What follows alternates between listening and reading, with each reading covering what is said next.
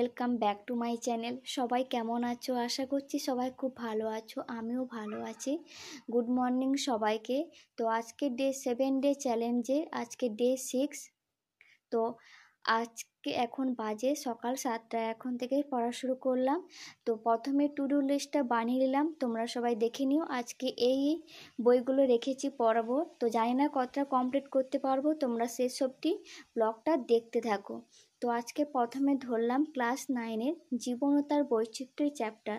এই চ্যাপ্টারে আগের পার্ট কিছুটা পড়া হয়ে গেছিলো। তো আজকে ধরবো জীবের 5টি রাজ্য, ওই যে মনেরা প্রতিষ্ঠা, এগুলো এই বৈশিষ্ট্যগুলো আগে ভালো করে পড়ে নিলাম, পড়ে তারপর খাতায় লিখলাম, কারণ পড়ার সঙ্গে সঙ্গে খাতায় লিখলে মনে থাকে। আর তোমরা এইভাবে পড়বে, পড়ার সঙ্গে সঙ্গে খাতায় মেন টপিকগুলো লিখে রাখবে, যাতে মনে থাকে এই লেখাগুলো। তো এই টপিকে শুধু আজকে এই মনেরা প্রতিষ্ঠা ফান যেগুলো পড়বো, পরের দিন উদ্ভিদ রাজ্যের শ্রেণীবিন্যাসটা পড়বো। তো এখন প্রথমে কম কম করে পড়ার চেষ্টা করছি, কারণ পুরোটা একসঙ্গে পড়ি না, কারণ কম কম পড়লে মনে থাকে। তোমরা প্রথম একটু কম কম করে পড়ার চেষ্টা করবে, দেখবে ভালোভাবে পড়াটা হয়ে যাবে। তারপর দেখো এই সকালে ঘুগনি দিয়ে মুড়ি খেলাম, খাওয়ার পর এটি সবজি কাটতে বসে পড়েছি, কারণ আজকে আমার কাকিমার খুব অসুস্থ, জ্বর, তার জন্য কাকিমাকে সাহায্য করে দিলাম। তো এই যে গিমা শাক আর কুটলি কাটছি, রান্না হবে। তো প্রতিদিন সবজি কাটি না কেন, মাঝে মাঝে হেল্প করে দিই, কারণ আজ যেহেতু কাকিমা অসুস্থ। তারপর দেখো একে বাবা পুকুরে জাল দিয়ে মাছ ধরে দিয়েছে, আর মাছটা কেটে দিলে আমি আর মা মাছ কাটছি। তো আমাদের পুকুরে প্রচুর পরিমাণ তেলাপিয়া মাছ।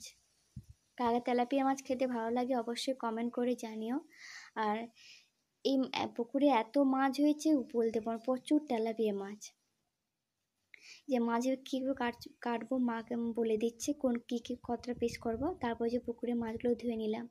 তারপর যে মাছটা কেটে পরে একটু টাইম ছিল, তো চলে এসেছি পড়তে।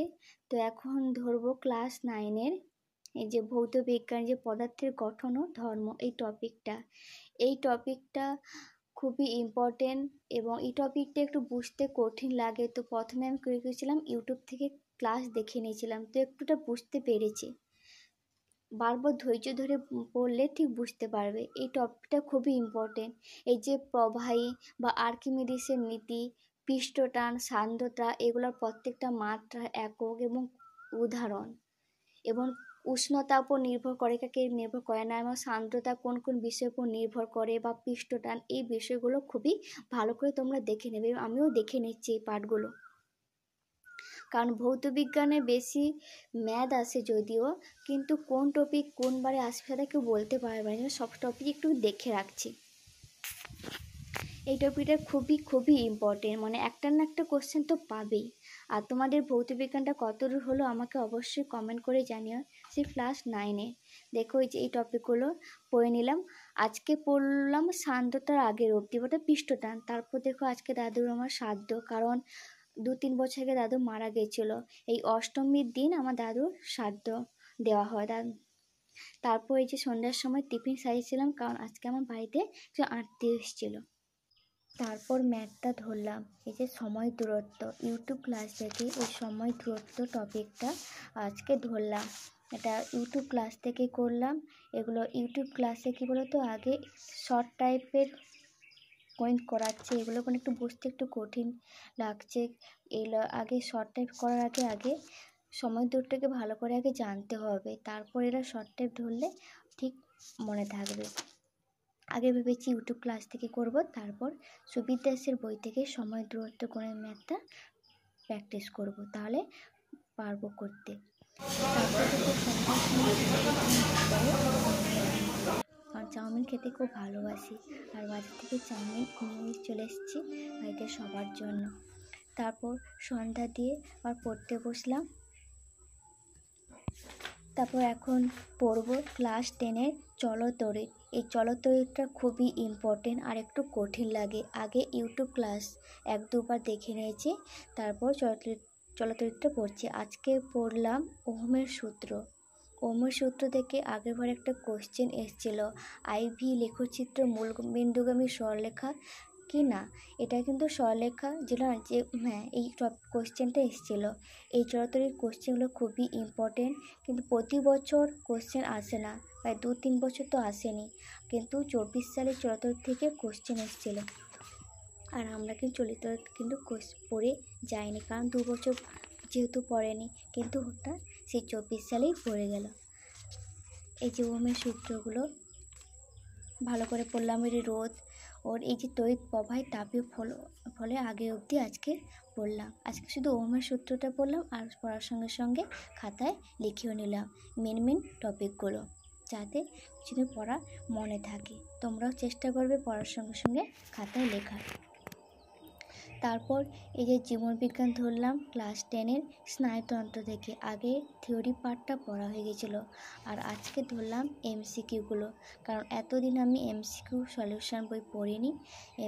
থিওরি পড়া কমপ্লিট হওয়ার পর আজকে প্রথম এমসিকিউ ধরলাম। কারণ পড়ার সঙ্গে সঙ্গে তোমরা চেষ্টা করবে থিওরি পড়ার পর এমসিকিউগুলো সলিউশন করা, তাহলে দেখবে পড়াটাকে মনে থাকবে এবং আরও বুঝতে পারবে যে কোনটা পড়াটা হয়েছে বা কোনটা হয়নি, বা কোনটা আরও বেশি করে পড়তে হবে। এগুলো তোমরা ভালো করে দেখবে, বুঝতে পারবে। তোমরা চেষ্টা করবে সঙ্গে সঙ্গে এমসিকিউগুলো পড়ার। তারপর তপতি পাপেশের বই থেকে, প্র্যাকটিস সেট বুক থেকে আজকে এই যে এমসিকিউগুলো সলিউশন করব ক্লাস 9-এ জীবনতার বৈচিত্র্য টপিক থেকে। কারণ এরপর ভাবছি, কারণ পরীক্ষা তো আর বেশি দিন বাকি নেই, তার জন্য প্র্যাকটিস সেটটাও ভালো করে দেখে রাখছি মাঝে মাঝে। তো ভাবছি প্রতিদিন একটা করে চ্যাপ্টার পড়ে রাখবো, যাতে এগিয়ে যায়। আগে তো থিওরিটা পড়ে নিয়েছি, তারপর এই এমসিকিউগুলো সলিউশন করছি। আর তপতি পাপেশের অনেকগুলো কোশ্চেন আছে, প্রতিটা চ্যাপ্টারে তো বায়োলজির অনেক কোশ্চেন আছে। তোমরা যে কোনো একটা প্র্যাকটিস সেট তোমরা কিনে নেবে, সব প্র্যাকটিস সেটই ভালো। প্র্যাকটিস সেটে আগে পড়াচ্ছে, থিওরি আগে পড়বে, তাহলে দেখবে খুব ভালো লাগবে। প্র্যাকটিস সেটে কোশ্চেন আসে না, কিন্তু থিওরির সঙ্গে সঙ্গে প্র্যাকটিস সেট পড়লে কী বলতো ভালো লাগে, মানে পড়া মনে থাকে। তারপর এই যে এমসিকিউগুলো প্রায় আজকে করলাম না, কিছুটা বাকিতে রাখলাম, কারণ সবগুলো একসঙ্গে পড়ব না, কারণ সবগুলো একসঙ্গে পড়লে মনে থাকবে না, হচ্ছে কম কম করে পড়ব। তো ভিডিওটা এখন এই পর্যন্তই, তো আর পড়ব না, কারণ এখন ঘুম পাচ্ছে। তো এখন বাজে প্রায় 11:30, তো এখানে ব্লগটা এন্ড করছি। তো ভিডিওটা কেমন লাগলো অবশ্যই কমেন্ট করে জানিও, আর তোমাদের কোনো কোশ্চেন থাকলে অবশ্যই আমাকে জিজ্ঞেস করবে, আমি রিপ্লাই দেবো। আর তোমাদের প্রিপারেশান কেমন চলছে অবশ্যই কমেন্ট করে জানিও। আর কোন টপিক, মানে কোন লাইফ সায়েন্স, ফিজিক্যাল সায়েন্স কতদূর পড়া হয়েছে, কোন বই পড়া বাকি, ইংলিশ বা জিকে, ম্যাথ এগুলো কতদূর পড়া হয়েছে অবশ্যই আমাকে কমেন্ট করে জানিও।